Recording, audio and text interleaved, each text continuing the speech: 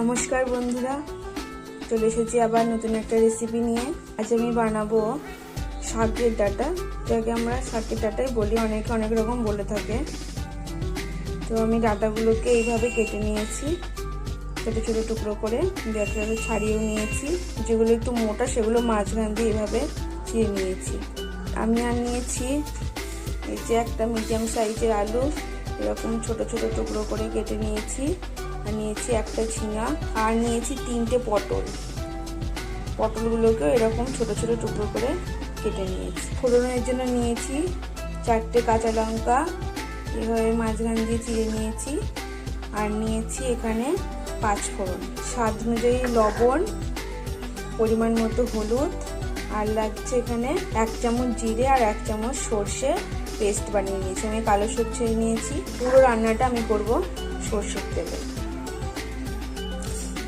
আমি কড়াই বসিয়ে দিয়েছি, তেলটা গরম হয়ে এসেছে।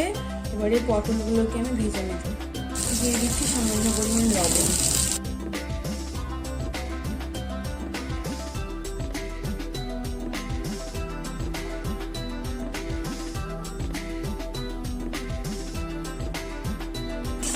পটলগুলো ব্রাউন কালার হয়ে গেছে, এবার এগুলোকে আমি নামিয়ে রাখছি। তেল আছে, আর কিছুটা পরিমাণ তেল আমি অ্যাড করে দিচ্ছি। দিয়ে দিচ্ছি কাঁচা লঙ্কা আর 5 ফোড়ন। কেটে রাখা আলু আর ঝিঙেগুলো আমি এবার দিয়ে দেবো।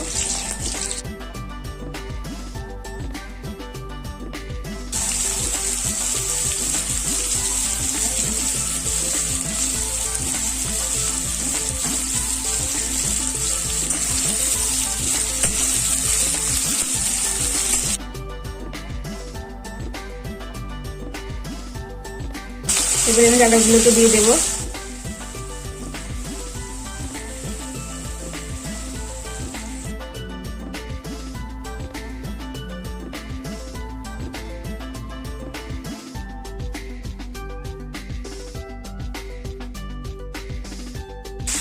এবার এর মধ্যে আমি স্বাদ অনুযায়ী লবণ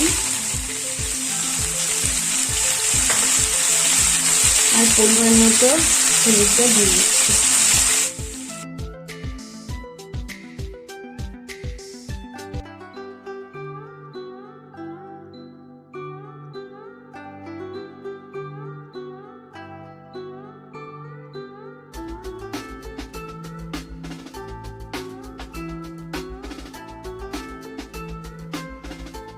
এবার এটাকে ঢাকা দিয়ে কিছুক্ষণ হতে দেব। 2 থেকে 3 মিনিট পর আমি ঢাকাটা খুলে দেখে নিচ্ছি একবার।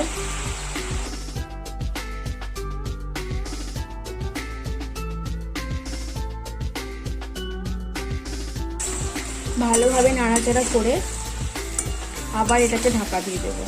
5 মিনিট পর আবার ঢাকাটা খুলে নেব।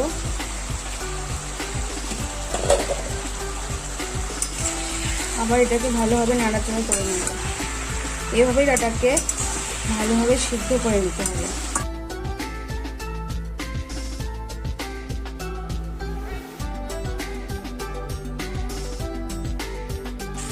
আলুগুলো সেদ্ধ হয়ে গেছে, সেদ্ধ।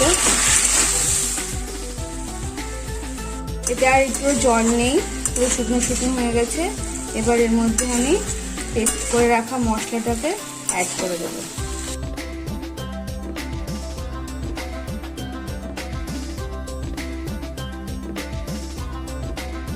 লবণ আর হলুদ আমি আগেই দিয়ে রেখেছি, তাই এখন আর লবণ হলুদ দেব না। এটাকে ভালোভাবে কষিয়ে নিতে হবে।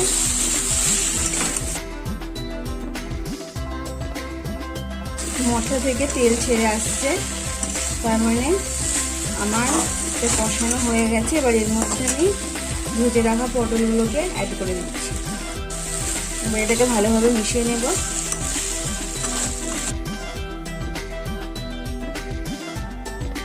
এটাকে আমি ভালোভাবে মিশিয়ে নিয়েছি।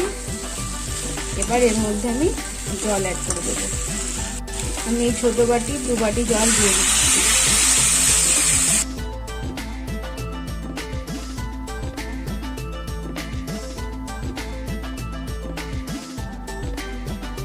আর একটু জল আমি দিচ্ছি, এতে মনে হচ্ছে লাগবে তাই দিয়ে দিলাম।